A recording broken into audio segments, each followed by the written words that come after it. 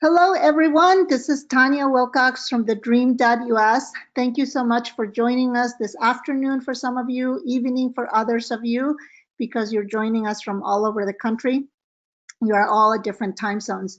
We are very happy that you are with us today because we have a very important topic to discuss with you, which is how to make your college education the most affordable for you.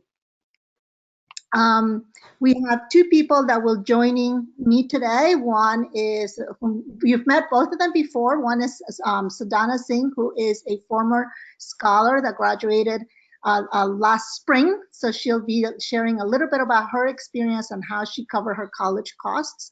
And then we also have Elena Solario, who is our manager of our scholarship programs, and she'll be telling you a little bit about some of the things you could be doing to reduce the costs of your school, and also a little bit about how to go and find your maximum award and then how much money you have left of your award and things like that. So thanks, Adana and Elena, for joining us. You can wave to everybody and say hello.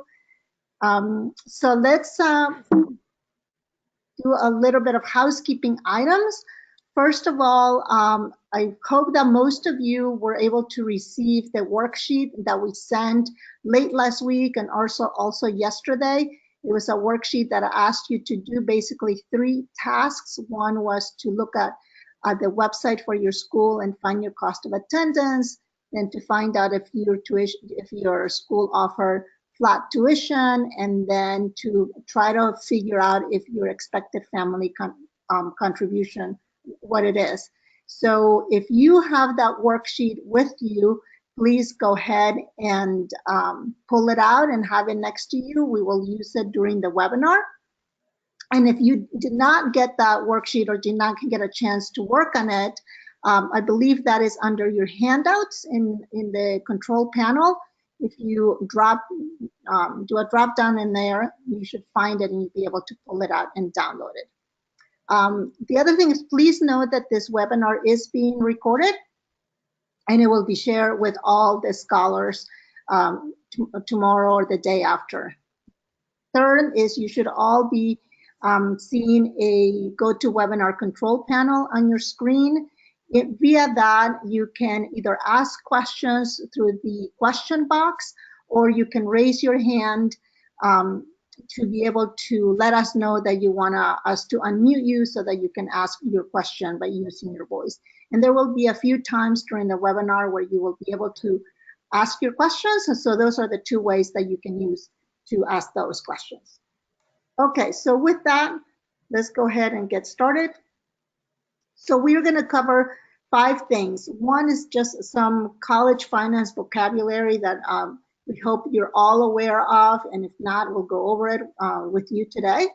Then we will go over all the different kinds of aid that is available for you that you can be taking advantage of. Then we'll talk about your unmet need and how to meet that unmet need that you might still have.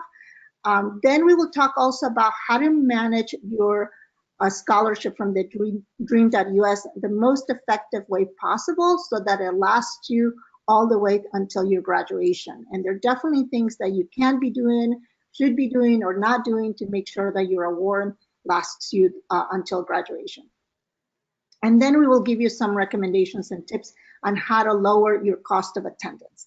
So with that, let's go ahead and do first a poll. So Sadhana, if you can launch this poll, and we just want to know how confident you are feeling right now that you will have all the financial aid and sources to be able to cover your full cost of attendance until graduation.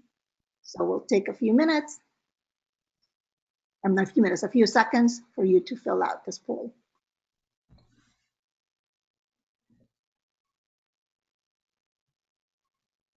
All right, about 70% of you all have voted, so keep voting. We'll have it open for a little bit more.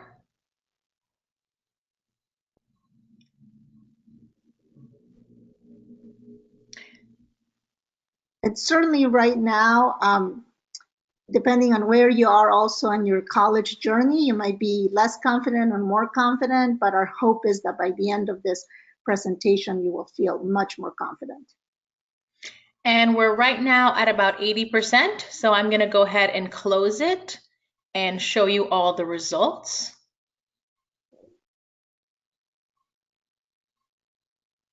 There you go. Okay, so most of you are somewhat confident. That's good to know because that means you already have some of the tools that you feel are going to help you. And then, and 19 of you are pretty confident or very confident. That is wonderful. So we would hope that some of you throughout this webinar will share some of the tools that or sources that you're using to bring that that confidence level that you've developed. Okay, so let's close that poll.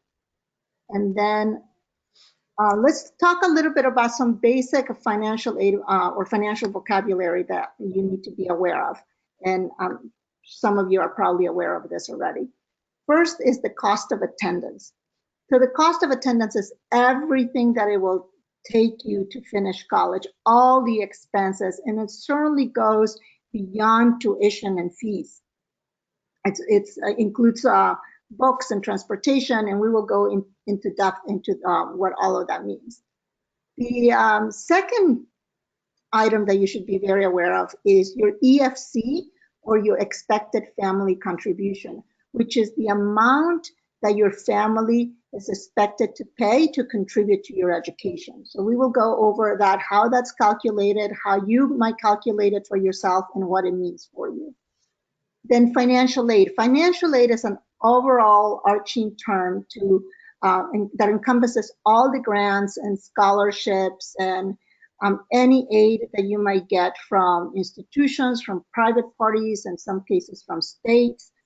So any entity that would be able to give you some aid to attend college is all becomes part of your financial aid package. And then the last piece is your unmet need, which is basically taking your cost of attendance minus your expected family contribution and all the aid you receive. When you subtract those two things, is there still an amount of money that is not being covered that you're going to have to find other sources to cover that need? So let's get a little bit deeper into these items. The cost of attendance, as I said earlier, it is much more than your tuition and fees. Obviously, the biggest or a big chunk of it is going to be your tuition. An important distinction about your tuition is going to be how your college charges you tuition. And then there are different ways that colleges charge tuition. One is a flat tuition rate.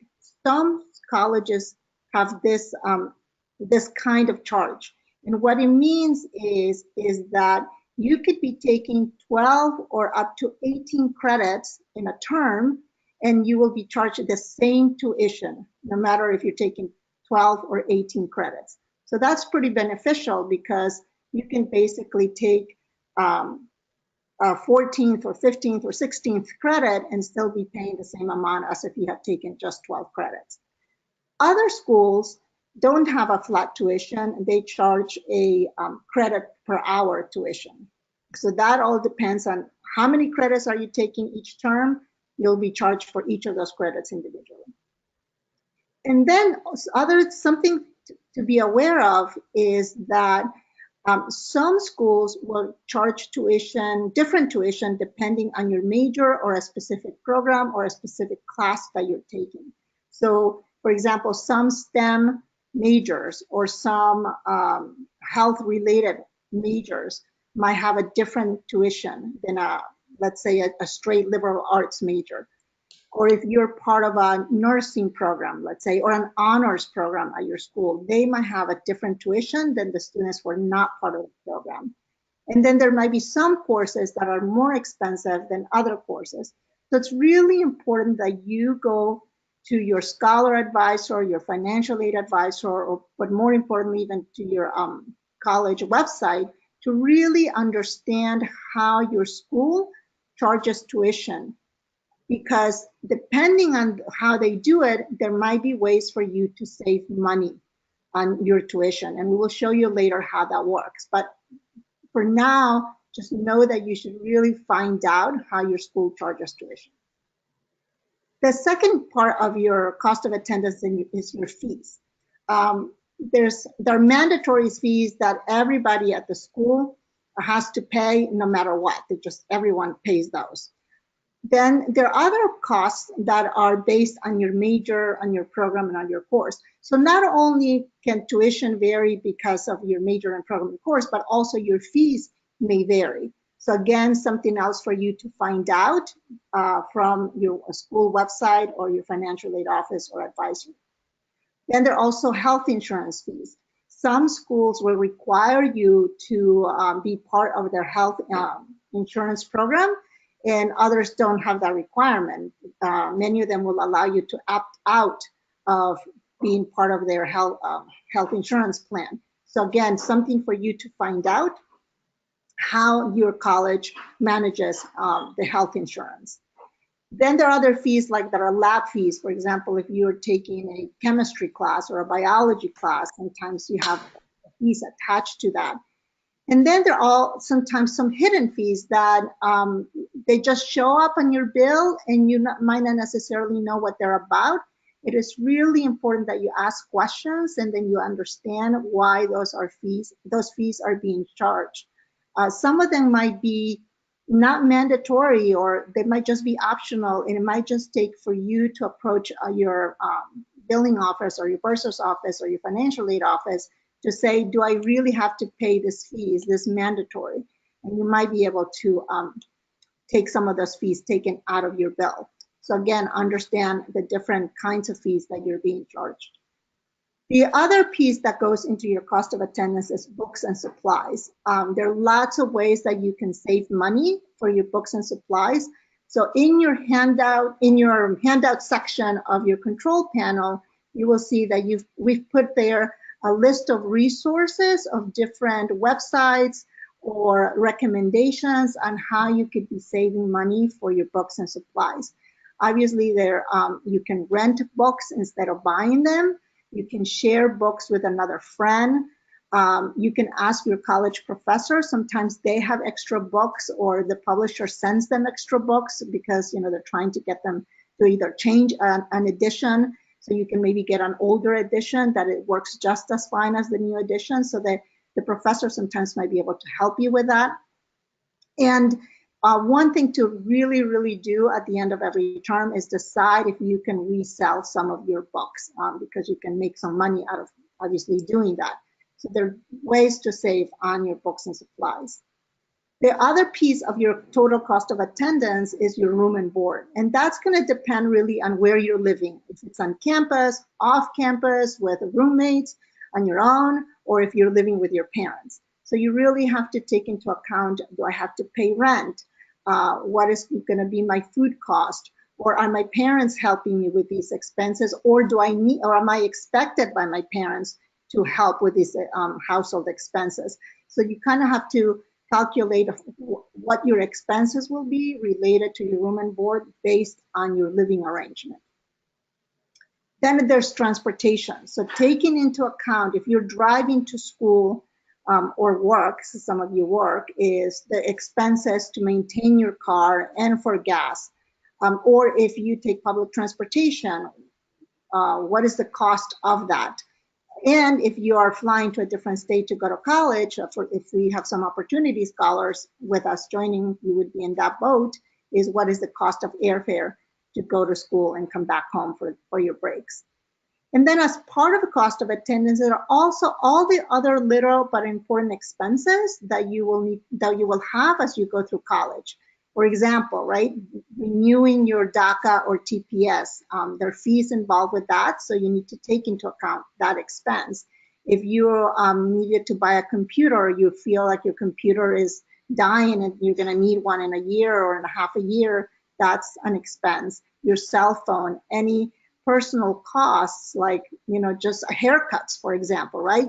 You have to have some haircuts over your 4 or 5 years of school. So things like that you need to take into account as you're thinking about how much expenses am I going to have in order to complete my college degree. Okay, so let's talk a little bit about the expected family contribution. Usually, gets calculated when the students fill out a FAFSA. As we know, you are not eligible for federal aid, so you should not be filling out a FAFSA. If your college is asking you to fill out a FAFSA, really ask why you're being asked to do that, because you're not eligible for aid. It could be that the college is asking you to fill out a FAFSA because they're using that information to calculate your estimated family contribution, but really ask why it is that you're being asked to do that. If you are in a state where they offer aid, like in California, Texas, New Jersey, Washington, and others, when you fill out the state aid application, then this college might use that information that you're providing in the state form to calculate the expected family contribution. And really what the expected family contribution is an assessment of the financial strength of your family, to look at, does your family have some means to support your college education? And if they do, about how much would that be on a yearly basis? So in order for them to calculate that amount, they're really looking at four main things. They will look at what is your parents' or your family income, what is your own income if you are working year-round or in the summers, how many people live in your household that income is supporting, and then how many members of your household are attending college. So they will look at that information and calculate an amount of money that they expect your family to contribute to your education. Now, you might also want to know, and it is good for you to know what that expected family contribution might be. So I'm showing you here a calculator where you can go to this organization, gettocollege.org. And if you go through their steps, it's very simple. It's only 3 steps where they ask you some very basic information. And if you fill out the information there, they will let you know just with a click how much your college might expect for you to contribute towards your education. So that was part of your worksheet. So I hope some of you had a chance to go and play around with that calculator and figure out what that expected family contribution might be. I do want to say that it's an estimate. So colleges, when they come up with the final number of what your family contribution, it's going to be along those lines of what that calculation was, but it's not necessarily going to be exactly to the dollar. Okay, so financial aid. This is free money. This is money that you should be researching and finding out what's available to you. TheDream.Us is one of your sources of aid, but it's certainly not the only one. And it is certainly our expectation that you're applying and researching to all the other different sources that are available to you. And here's where you want to be working with your financial aid advisor to find out what other sources might be available. Again, if you live in a state where they offer state grants, please apply. It is our expectation that you're applying. I've put here a list of those states that offer the aid. For those of you that are in California, the deadline is coming up. It's March 2nd, so make sure the DREAM Act application is filled out. And for the other states, know when those deadlines are every year so that you're applying for every year for that aid. The other source is your institutional grants. So what are the grants that your college offers that you might have access to? And there's several types. One is need-based, which is basically looking at, what is your family income and do you have a need? But the other one is also merit-based. So a presidential scholarship, for example, is merit-based when they're looking at what is your GPA, right? And every year you can go and find out for your financial aid office if there are any merit scholarships that are available for you, especially after you have your GPA after freshman year. Some other scholarships, some other grants might open up from your college. So every year, go find out, hey, I have this was my GPA, what's available to me? Or these are some leadership positions that I had in my freshman year in college. Is there any available because I was able to do these things? And then there are other grants that might be available, maybe through your department, through your major, right? There are some programs that provide money for you to be able to do research so that you can gain that experience plus get some money. Or maybe you took a role through your fraternity or sorority or a government organization. Sometimes when you do those things, there's some money attached to that. So again, this is again where you can go to your scholar advisor and see what are other opportunities that might be available for you to participate in, and if there's any money or grant attached to that. So again, every year, go back to your financial aid advisor or your school's financial aid website and see what you might be available as you go through your college years. Then obviously there are other scholarships beyond the Dream.Us that you can be applying to. And I've given you here 5 different sources of where you can go and see databases or lists of scholarships that are open and that are pretty specific to undocumented students. So we are going to be sharing this PowerPoint with you later today along with the recording. And when we give you the PowerPoint, you'll be able to click on each of these 5 links and it will take you directly to the list of scholarships available in this sites. The first 4 are websites, and then the last one is actually a mobile application that you can download into your phone, and it's a database of scholarships. One thing is when you are researching for scholarships, unless the scholarship explicitly says that you must be a citizen or you must have a green card, then assume that you're eligible, right? Just apply because you never know what's going to happen. And remember that, you know, it might take you, let's say, 4 hours to fill out an application for a scholarship.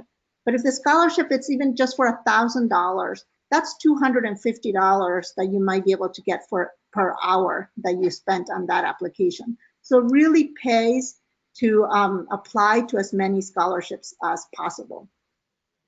And then the last thing that you can be finding out is that if you are eligible and can join an honors program on your campus, there are a lot of benefits of an honors program. For example, sometimes they have extra tutoring attached to them, or the extra classes or certain classes that not all students can have access to.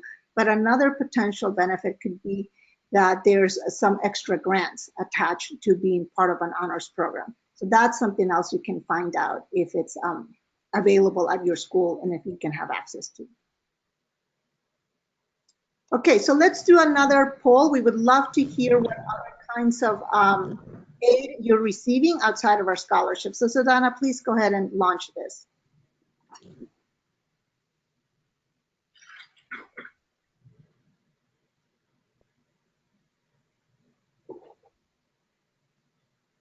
All right, we're not seeing as much voting, so please go ahead. You can select all options that apply to you in this one. So not just one, but anything that you currently receive, just check all of them. Yep, we're seeing those numbers climb up slowly, so please keep voting.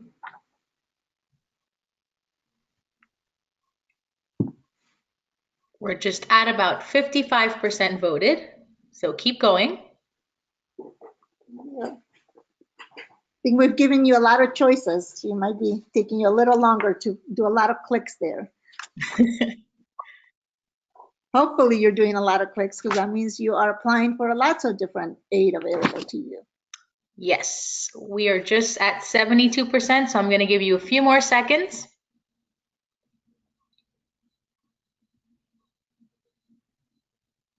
All right, I'll go ahead and close it there.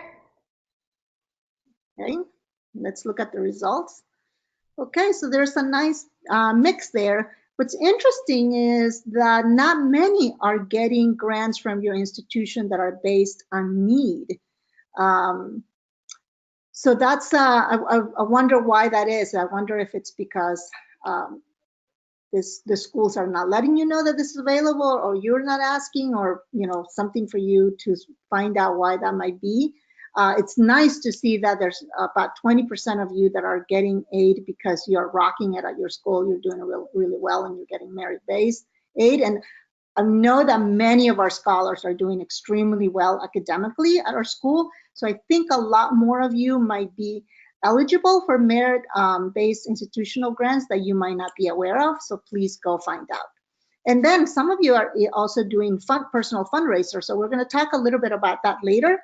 So I'd love to hear what you are doing with those personal fundraisers. And so Donna is going to share a little bit of what she's done too. Okay, so let's close that in. Okay, let's see. And we do know that there's some states that do not offer any state aid. So we want to acknowledge that that is not available for many of you. Okay, all right, so let's talk about this unmet need. So we talked about cost of attendance, expected family contribution, and financial aid. If you subtract the EFC and financial aid from your cost of attendance, as you see in the example, you'll see that there can be a significant amount of money that is still unmet. And then it's okay, then we have to figure out how do we lower that amount to make it zero. Either we lower my cost of attendance or I have to get more aid, right? It's one of those two parts of the equation. So how do we do this? How do we how can you meet your unmet need?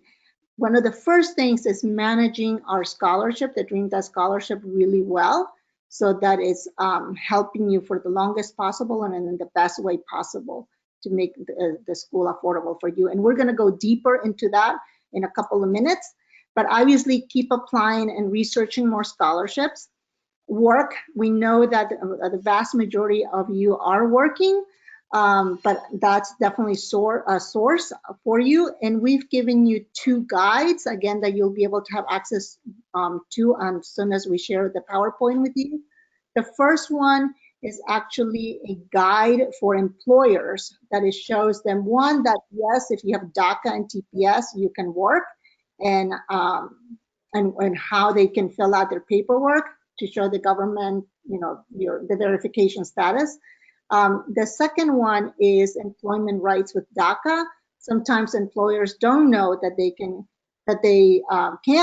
hire people with DACA, and this is just a 1-pager or 2-pager work information on your employment rights with DACA.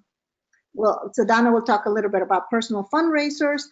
There's also savings. One thing that I want to make sure that we talk a little bit about is the book stipend. Some of you receive a stipend, not everybody, but some of you receive a stipend from us for your books, and that tends to come very late in the term. If you receive some money from our stipend, make sure you're saving it to pay for your books or your supplies for the following term. So keep that in mind. And then of last resorts could be loans. We know that could be not as available to our students, but in some state, in California, there's some loans that are available to undocumented students, and then other students could take up personal loans, but hopefully you won't have to go there at all because there's other aid available for you. And now we're going to talk a little bit about how you can manage. We have already started talking this a little bit on managing your scholarship award. So I'm going to turn it over to Elena, who's going to tell you a little bit about this. All right, well, hi everyone. So what we wanted to go ahead and do is give you all a chance to kind of see a snapshot of a couple of our scholars' ISTS portal information. We have sent this information out to all of you in the past on how to be able to log in there to check and see what your maximum award amount is, how much you've already used, how much of the scholarship you still have remaining, as well as be able to see what the last payment was that was made to your school and when that was. So This first one, you can see here just kind of from the top portion of it. This is one of our first-time college students. Their scholarship status is eligible as of their most recent renewal form. The student goes to Lehman College, and then if this student had any breaks of enrollment, either in the past or current, they would be listed right there under the breaks of enrollment section.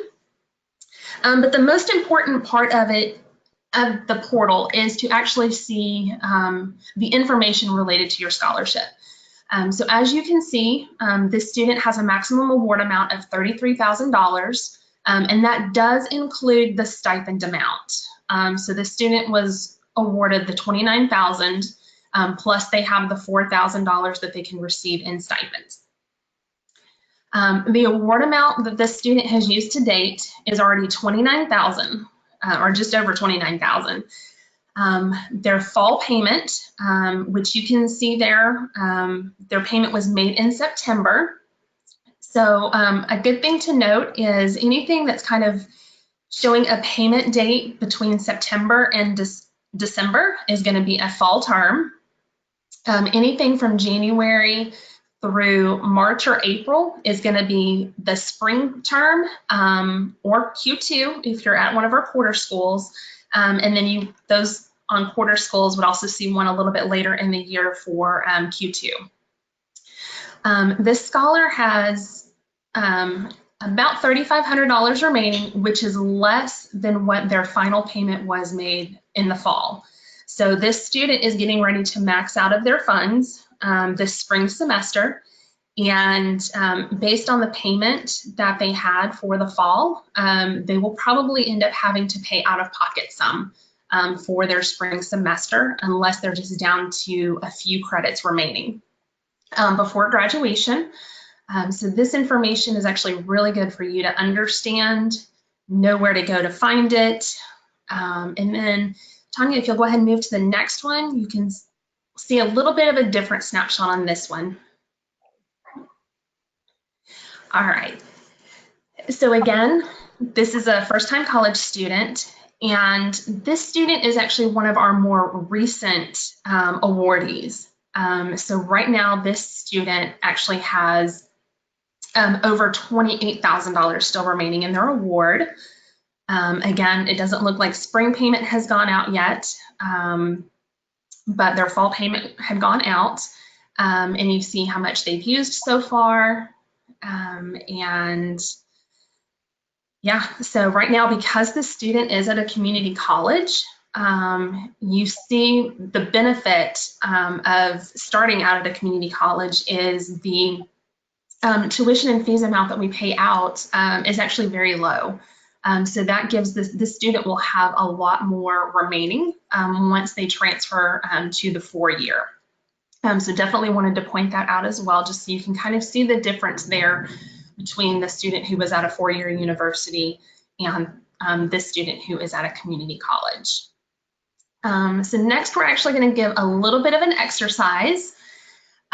So if you would, go ahead and actually go to that website. That is actually how you are going to log into your ISTS portal. So we're going to give everybody just a few moments here so that you can log in and actually see where it is that you stand on your scholarship. Make sure you're looking at what your maximum award amount is. Look at the date for the last payment that was made, as well as how much you have remaining in your scholarship. So give everybody just, like I said, a couple of minutes here just to go ahead and get logged in and take a look at that.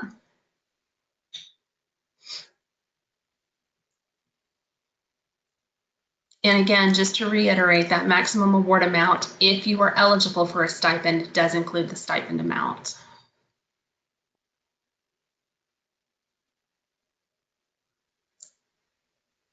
All right, and hopefully everybody has had a chance to go ahead and do that. It is important that you go ahead and bookmark that page, so that way you have a chance to look at your look into the portal and see what you have remaining each semester. That will allow you to be better prepared for your overall cost of attendance and what you may need to do on your end to find additional funding sources. So, all right, Tanya, let's go ahead and move on here. All right, so some important information here on ways that you may end up running out of our award. So a few of the things is if you attend part-time for several terms, it's a good way to end up running out of the award. And we'll go into a little bit further detail on that and how that may affect you.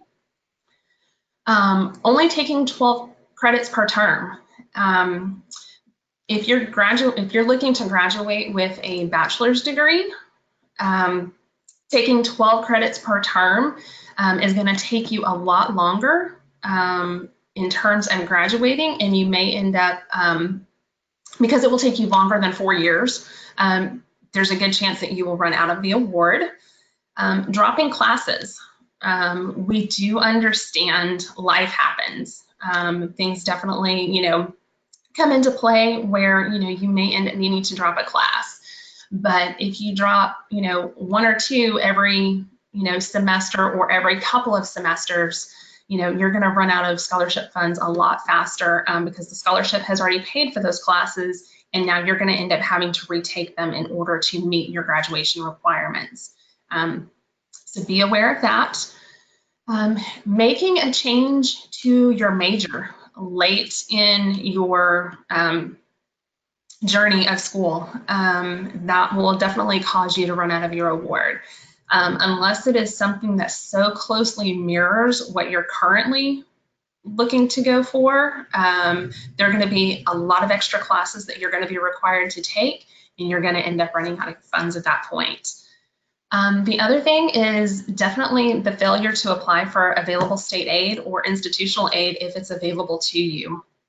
There's a lot of our schools who the cost of attending there is a little bit higher than some, and if you're not applying for those, the scholarship is not going to cover you from start to finish. You do need these additional funds to help fund your educational career. All right, and then, so we're going to go ahead and do another quick poll here. So this one is asking you if you think you're going to run out of the TheDream.Us scholarship before you graduate. So go ahead and let us know what you're thinking on that one.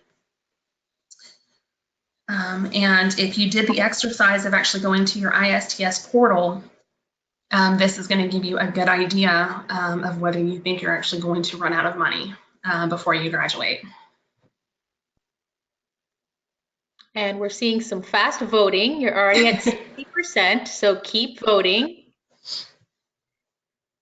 We're going to keep it open for a few more seconds, so keep selecting one of these choices.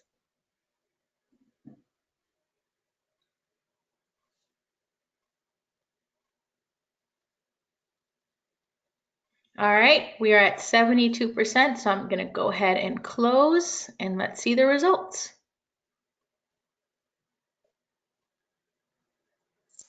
All right, so the 34% of you sounds like you've got some things in place to make sure that you are not going to run out of scholarship funds by helping to offset it with some other avenues of income. For those of you who said yes, hopefully this webinar will definitely give you some additional ways that you know that you can begin looking for additional funds. And then for those of you that said you have no idea, again, we'll definitely giving you the tools here so that you can get a good idea of how much additional funding you're going to need in order to graduate. So good job, guys. Thanks. And for those who are saying, I have no idea, this is a really good time for you to start finding answers, right? So understand what your tuition is going to be in the future. Is it flat rate? Is it per credit? And we'll talk more about that. Talking to your financial aid advisor and scholar advisors, hey, I have no idea if I'm going to run out of money. you know, maybe we can work together to help me figure this out. But you need to really sit down and develop a plan and do some math to see where you are going to end up, know how many classes, plan ahead of how many classes you might take in the next terms, how many credits, so that you have a handle on knowing if you're going to run out of money or not. All right, so everyone, I'm going to give you my example of how I paid for college. So keep in mind, this is just one former scholar's example. And we can go to the next slide. All right, so here's my breakdown, everyone. So as Tanya mentioned, you know now the definition of costs of attendance. So what I've done here is I've put everything that costs financial, you know, some financial funds for me to go to college. And this is what it looks like. So I put down my tuition and fees, my books and supplies, my room and board. So one thing to note is that I did move from a different state to go to college. So I paid for room and board out of my own pocket. I also accounted for transportation, miscellaneous, and my health insurance was zero because I opted out.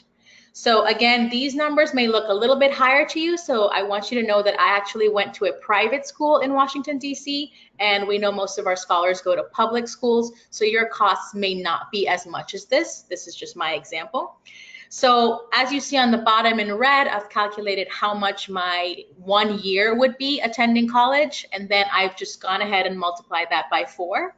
And another thing to keep in mind is, you know, your tuition and fees and what your expenses are, they will change from year to year. So this is just an estimate of 1 year that I've multiplied by 4.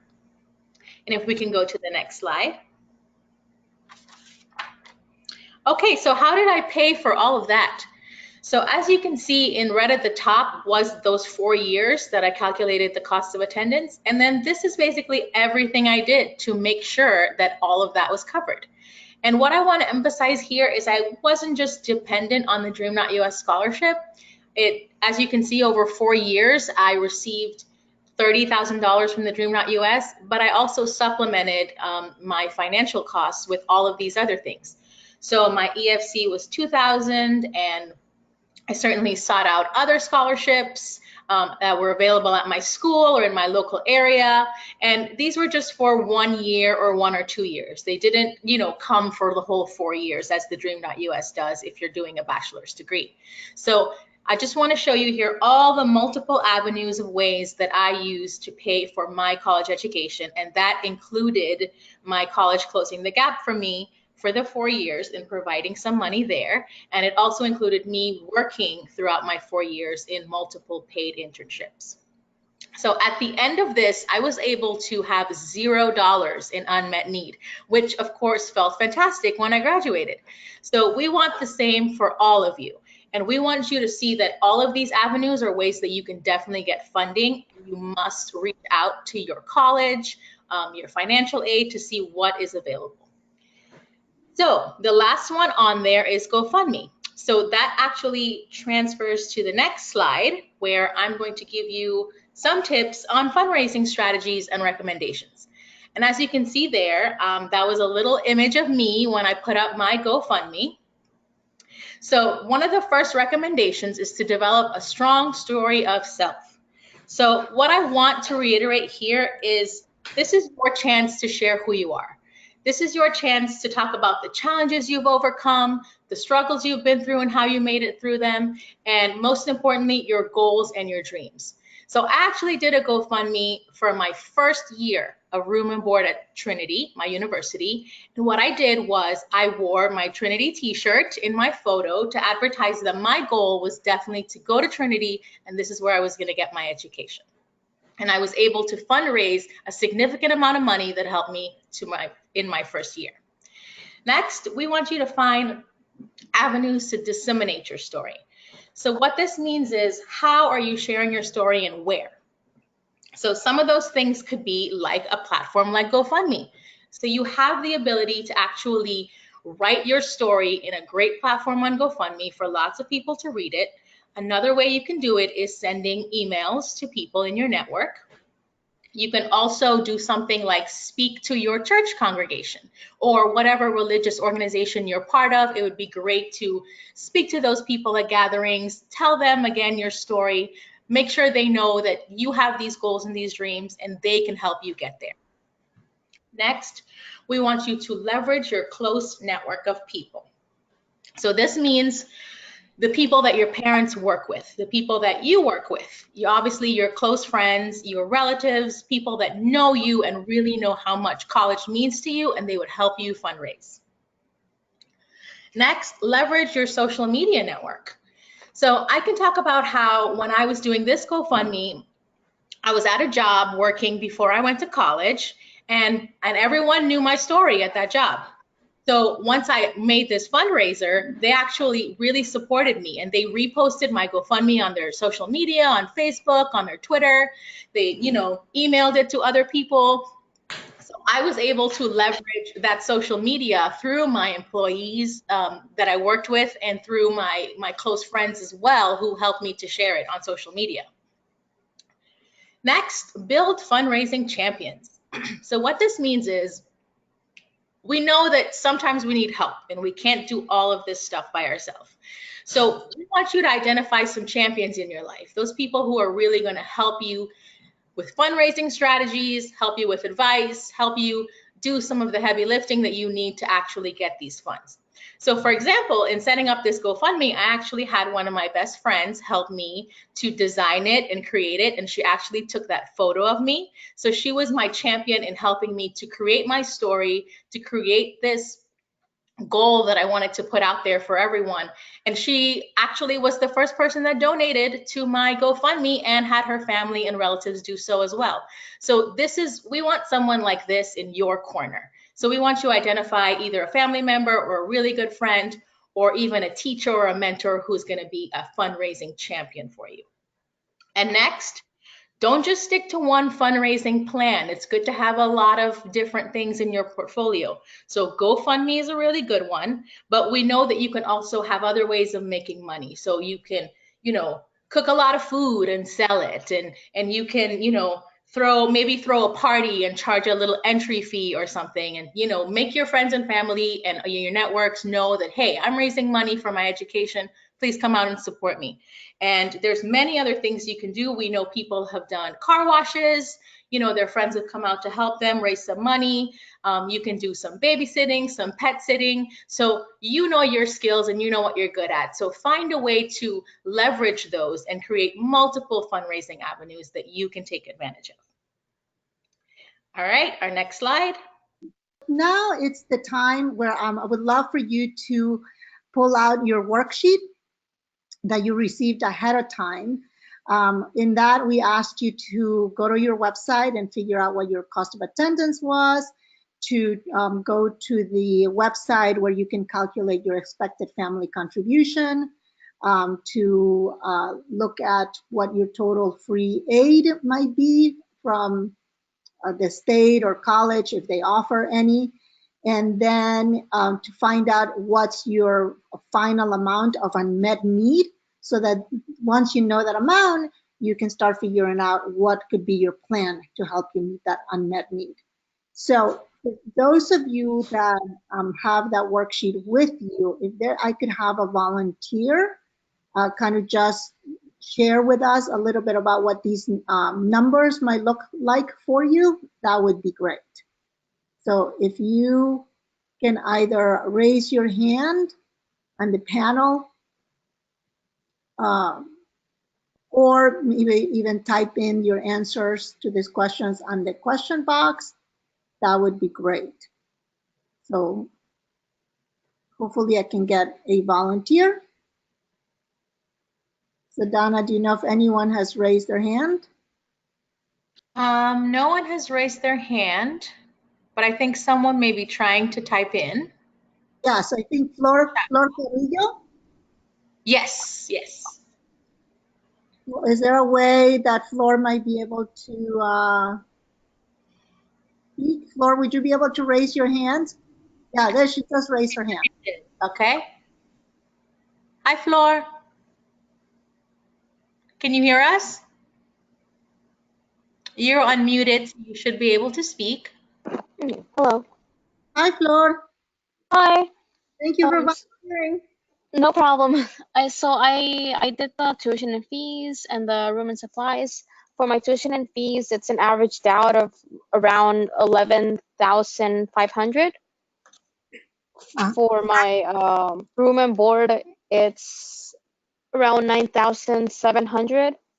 mhm. And for my books and supplies, I try to look for online books. So I try to limit it to like 200 per semester. So it's around 400 a year.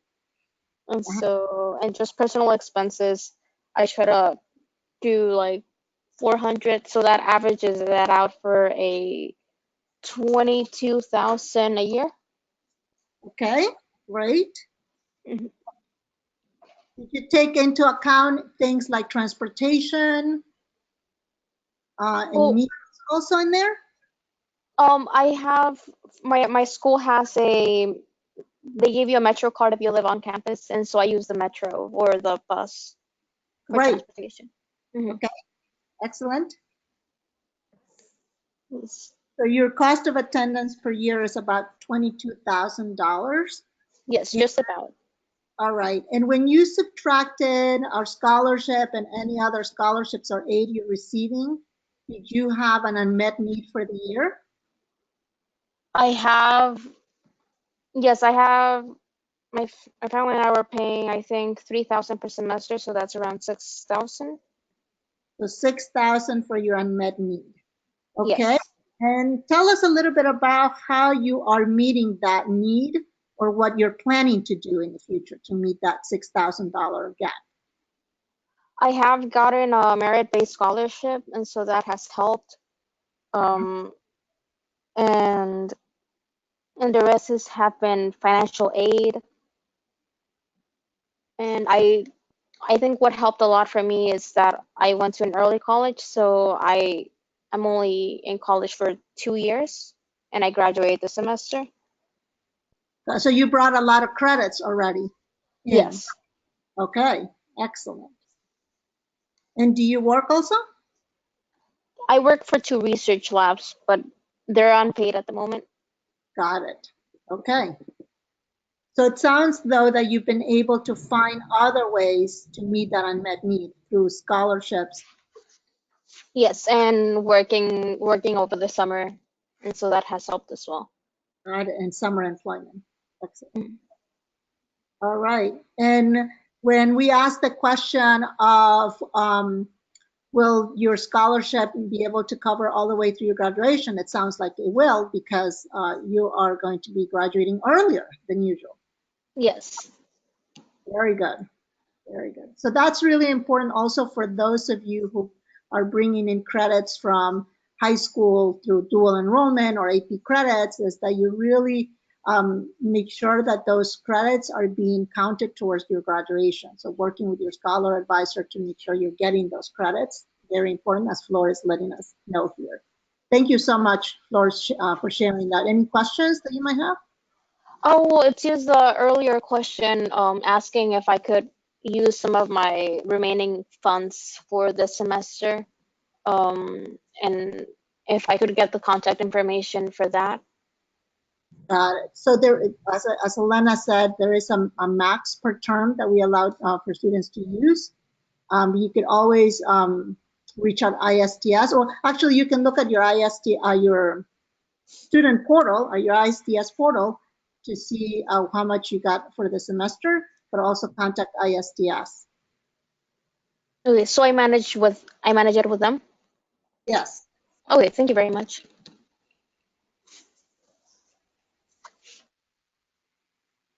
Anyone else that would like to share? Let's look at the time. Actually, for the sake of time, let's keep going. So now we're going to share a little bit about how to lower your cost of attendance, some things to keep in mind or that you could be doing to lower that cost of attendance. And Elena is going to show us a couple of examples of students. Actually, let's do a poll first. This is again a question that was asked in your worksheet to go find out how your college charges tuition, if they do it by a flat rate, a cost per credit, hour, or if you don't know, you just don't know the answer to this. So please go ahead and vote. We're about halfway of you have answered it already, so please keep voting.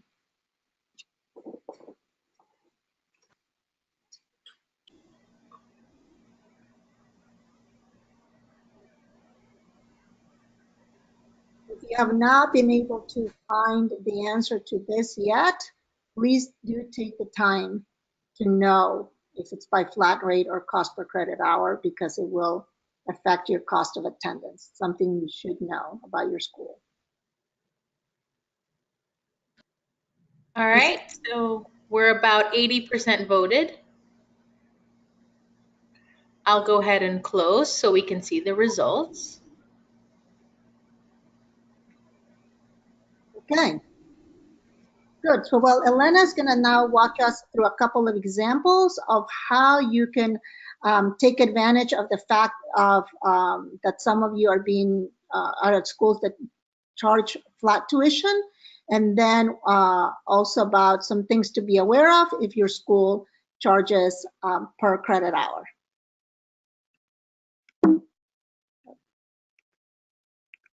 Okay, go ahead, Elena.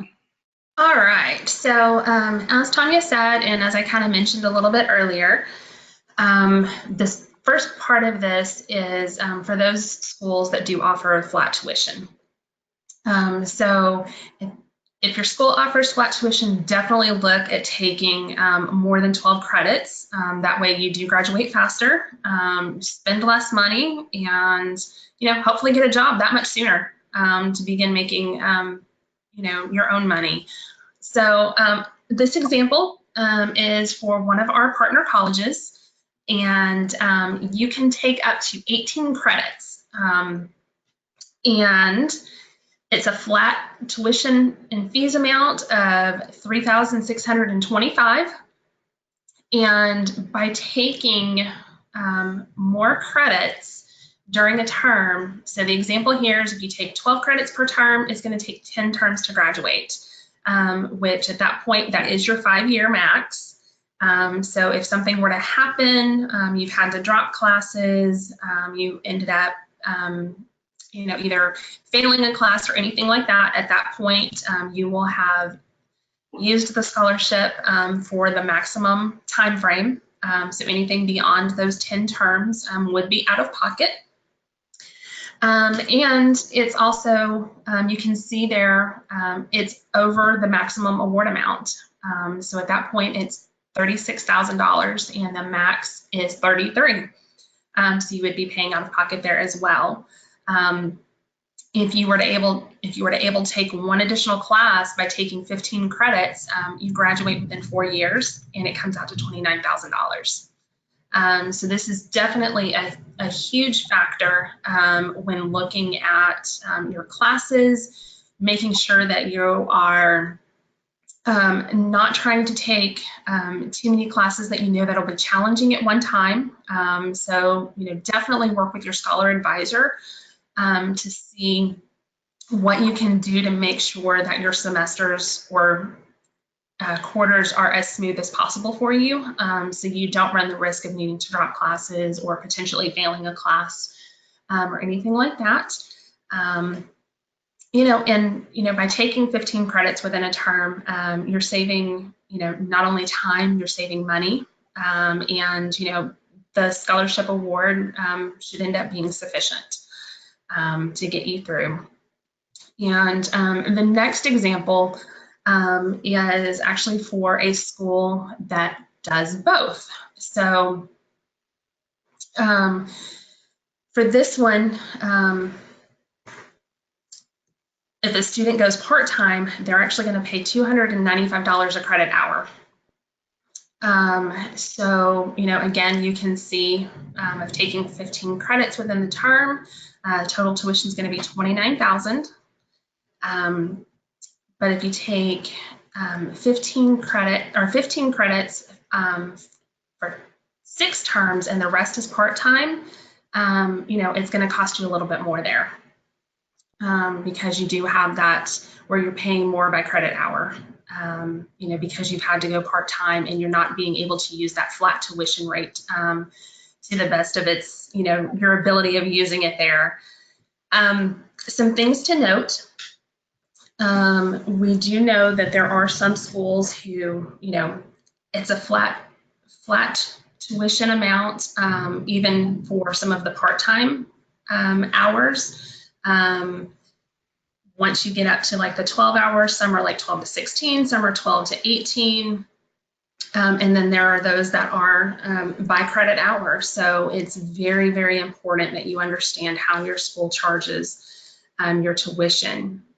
So that is going to give you the best possible scenario for knowing how to maximize your scholarship award and what additional funding you're going to need to work on. And for those that do charge by credit, the more credits you take, the cost per credit at that point can also go down. So if you, instead of taking 12 credits, at this charge, if you are able to do 15, 16 credit hours, you're able to get a discount basically on that cost per credit. So definitely look into that. And if you're not able to find the information, either on your school's website or anything, make sure you're going in and talking to somebody. That's going to be key to understanding, truly what it is that your school charges you. And then also be aware that in some cases, if they have a cap on like the flat tuition rate, once you get into excess credit hours, there could be an additional charge there. So you definitely want to be aware of that as well. So in this example, a surcharge to each credit hour that you take in excess of the total credit hours required, you're looking at $100+ per credit hour. So just be aware of that. Let me just add a little bit there, Elena. So a lot of schools want to incentivize students to graduate faster or on time. And that means, to complete 120 credits and graduate.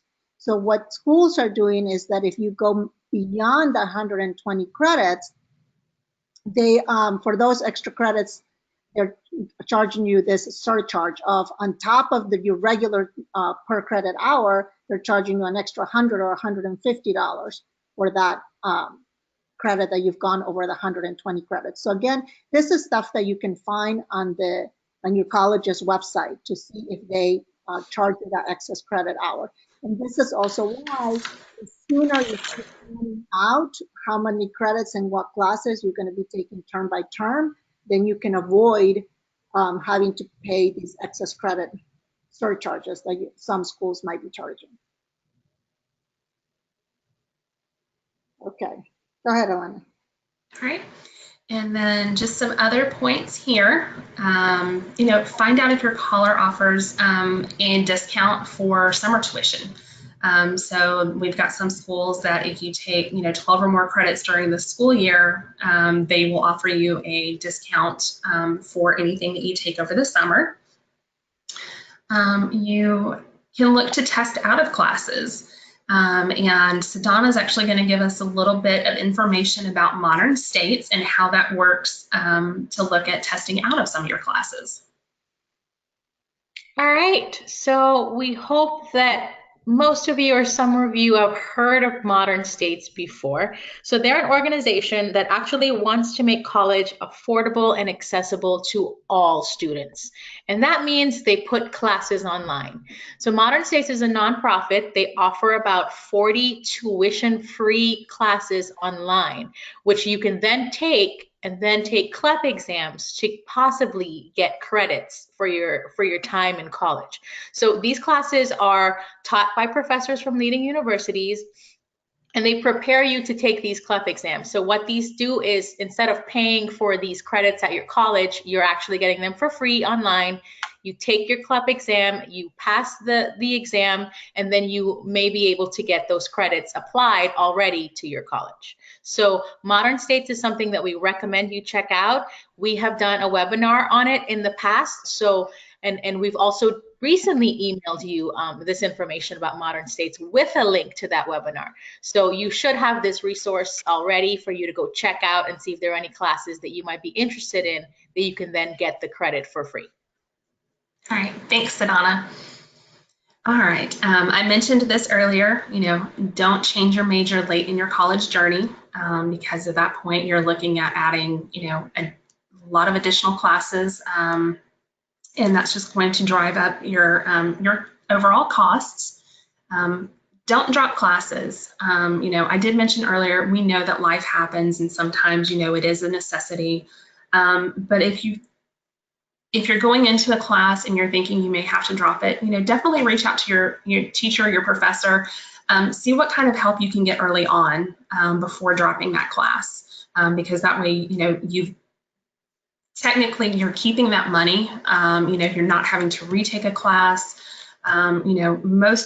Most teachers and professors are definitely willing to help, or they can at least point you in the direction, if they don't have the time to sit down and work with you one-on-one.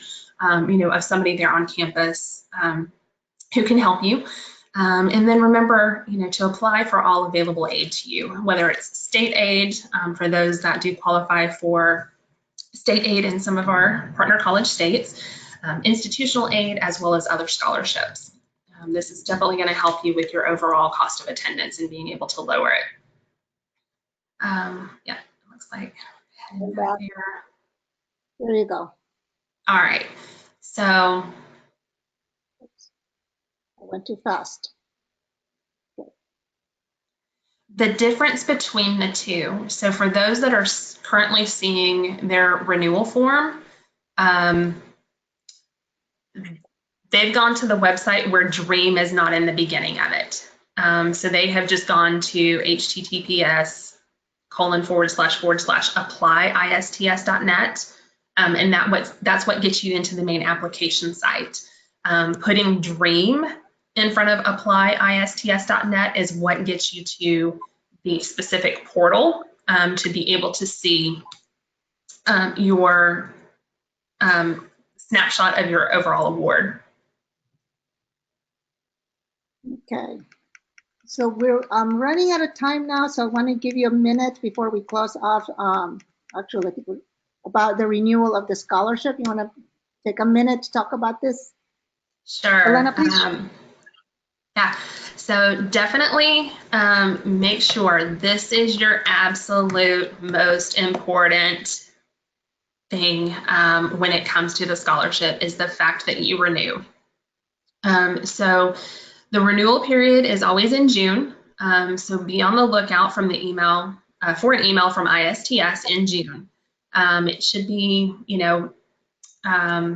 beginning to middle of June is when you'll receive it. I'm sure, we'll be Sedona will probably be posting things within Facebook and everything else, just kind of as reminders. You have to renew the scholarship. So all those scholars that are currently enrolled or have an approved break for the spring term are going to be eligible to renew. And you have to meet the following eligibility criteria. So this was mentioned earlier when somebody asked if they drop below a 3.0, if they lose the scholarship. So what's going to happen is, actually, if you drop below a 2.5, you will be required to provide information within the renewal application of what you're going to do ultimately to bring your GPA up. We want you to strive for that 3.0. But just know that if you don't hit the 3.0, you're not going to lose it. If you're below the 2.5, you're just going to have to meet with your scholar advisor, come up with a plan, to work to improve your GPA.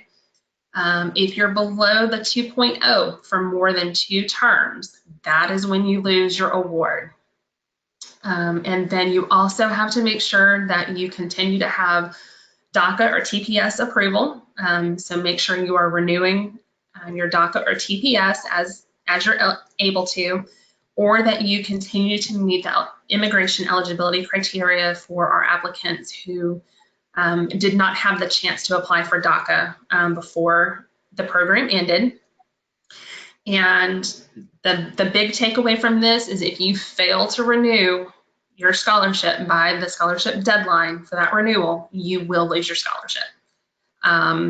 You know, we make it, we try to make it as easy as possible. The renewal form, there's not a ton involved in it.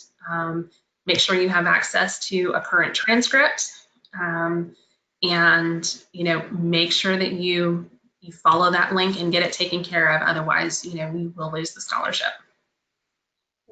Thank you, Elena. So that will become, that link will be coming to you in June. Also email you the recording of this webinar in case you know there's things that you missed or you want to revisit. And we will also email you this PowerPoint, and in the PowerPoint are all the links that you need that we've talked about to your to the scholarship guides that we mentioned earlier, not scholarship, yeah, to the scholarship guides that we mentioned earlier, also to the ISTS portal, to any of those resources that we talked about, employment and in your rights. That will all be in the PowerPoint that we will email to you along with the recording. And with that, thank you so much for attending this webinar. We hope it was really helpful to you. We'd love to interact with you in this via this webinars. And please keep reading all the communication that we send to you throughout the year. And have a great evening, and bye everybody. It was great to see you. Thank you.